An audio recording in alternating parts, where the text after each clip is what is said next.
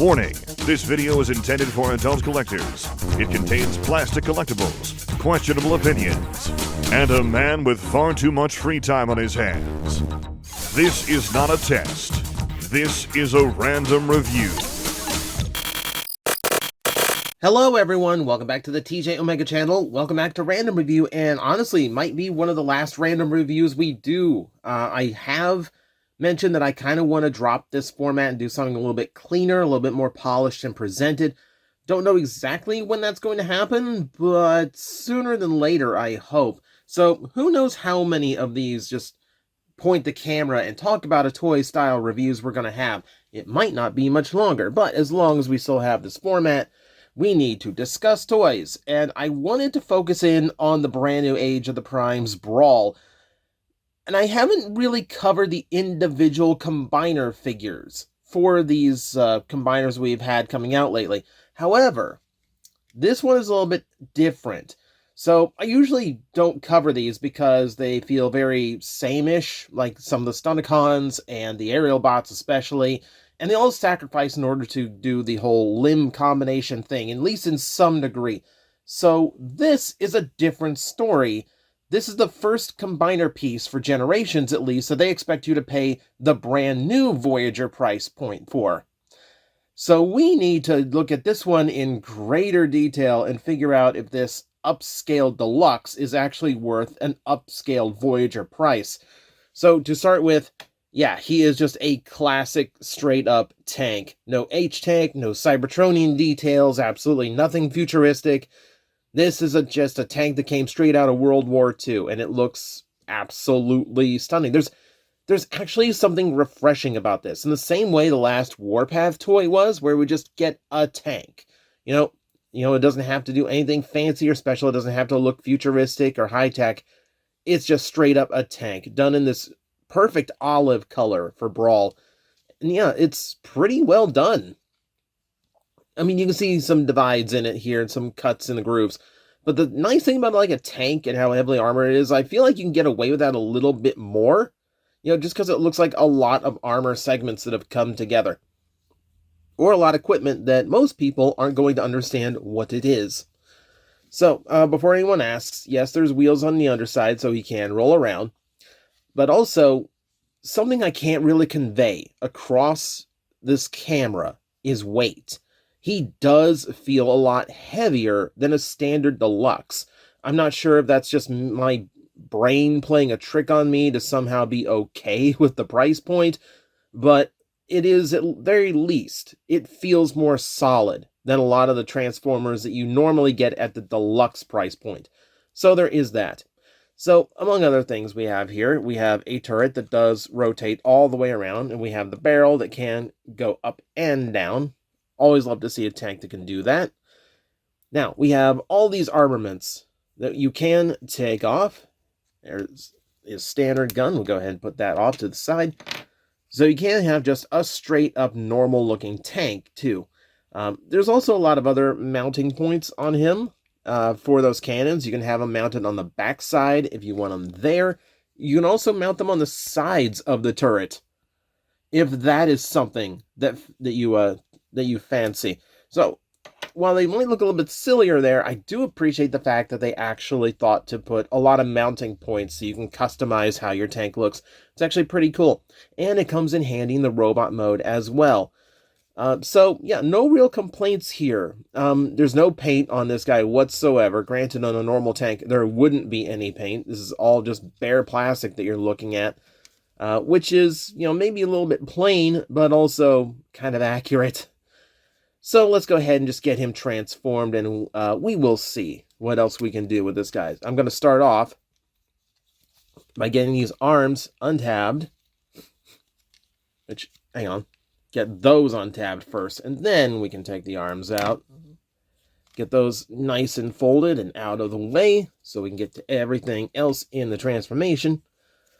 You can double hinge this up, which I'm going to do, so I have a little bit more freedom to move things around here.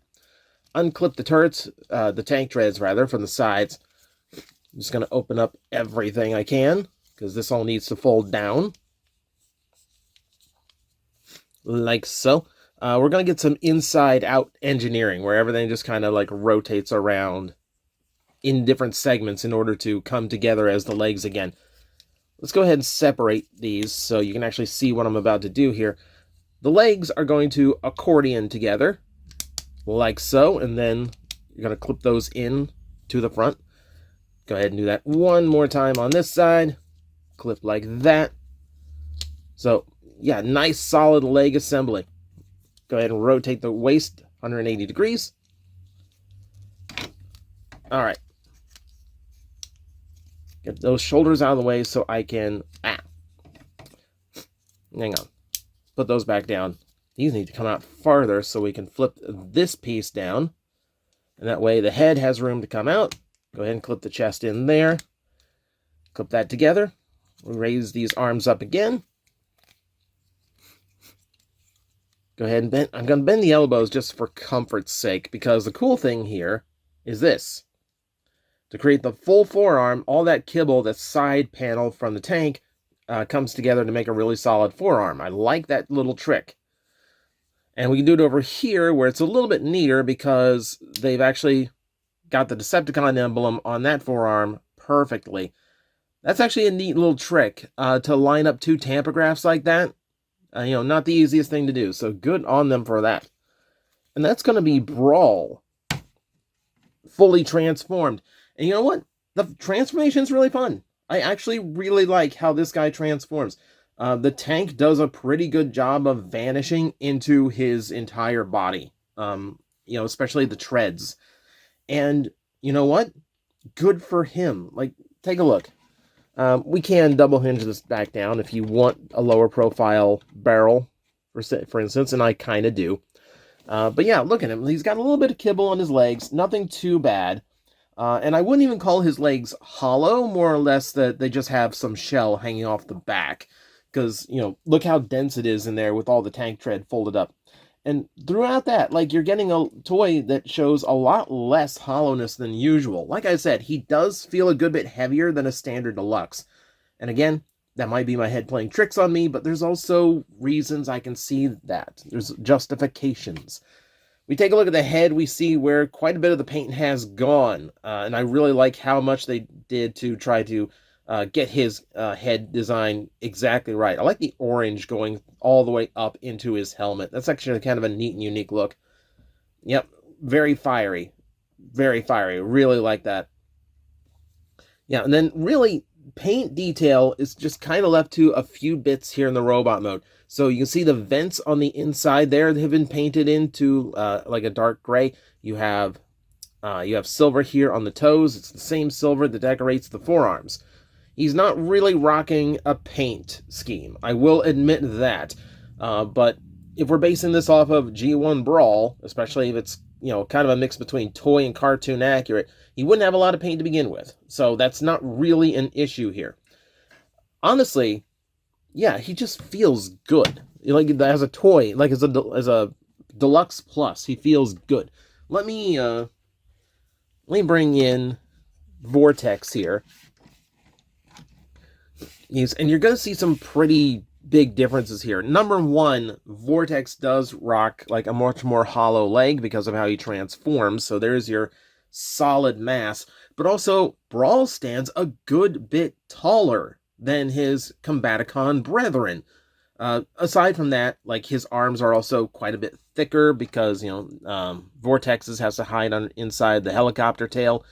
And just legs thicker, just heavier, construction altogether. This is where you start to see why he's Voyager class. Is it still proper Voyager? Oh, no, absolutely not. If I put him up to, like another Voyager class tank, like Tarn here, that don't stack up anymore.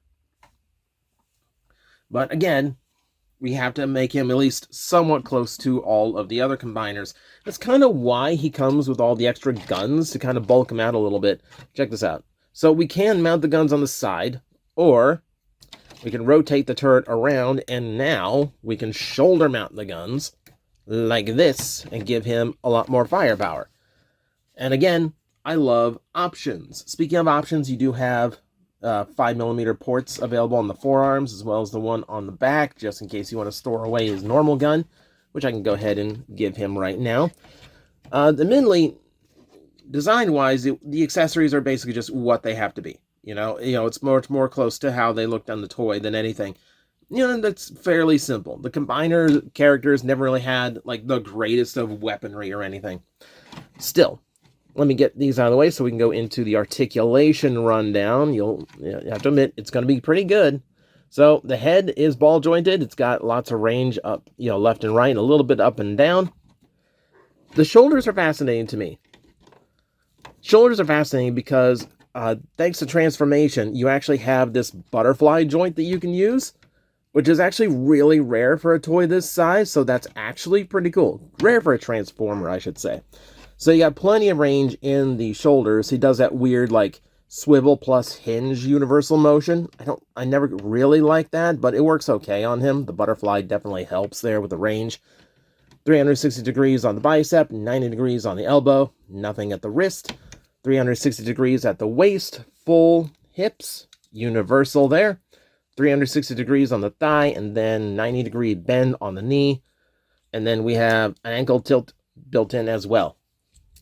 So, because I don't have Onslaught or anything, and frankly, I haven't looked up the instructions just yet, I don't know how to... I'm not going to transform him into the foot mode just yet, because it doesn't really help. It doesn't really help at the moment. We're just judging him as a solo figure. And as a solo figure, Brawl is actually really, really good. I actually really, really like this toy, and that makes this hard, because the question here is he worth the new Voyager price point? No! I haven't seen the Voyager toy that's worth the Voyager class price point yet, especially not a Deluxe Plus. Does he feel better than the other Combiner Deluxes? Absolutely. He's definitely more solid. He's definitely heavier. He has to hold up the weight of a Combiner, so obviously he's going to be a lot more sturdy, and he's going to feel a lot thicker and heavier. But that said, it's still just a Deluxe. If anything, he feels like a Deluxe I would have expected more than 10 years ago, before budgets started getting really heavily packed, somewhere in like the thrilling 30 range. So in a sense, he's kind of a throwback to those kind of toys, where they were still very well articulated and detailed, but still kept that original, like, solid feel that you remember from, like, the 2000s toys. So that's what I've got for you. Pay at your leisure. I'm not here to tell you if the price point is worth it or not, even though I just did. But it is just a really, really good toy for what it is. So that's my opinion. That's what the toy does. Buy at your discretion. And that's it for me today. Thank you very much for watching. I will see you next time. Hello everyone, I am Astral Agent Magnetar, a Tokusatsu VTuber, and I am streaming 4 times a week over on Twitch, Monday, Tuesday, and Wednesday afternoons, and a special late night one on late Friday/early Saturday. So come watch, come hang out, and let's make an impact together.